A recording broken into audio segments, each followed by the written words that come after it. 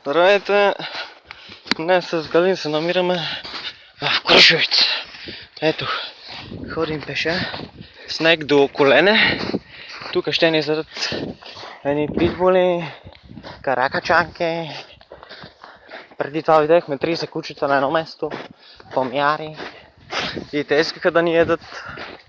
И сега гази ми снегът, прибирайки се към Царовец. Довиждане, защото не знам и аз. Трудно е ходенето и снимането и говоренето едновременно. Ето, моя приятел се отдалечава. Ето! Къде си, Галине? Еба, то не е дълбок снега, бе.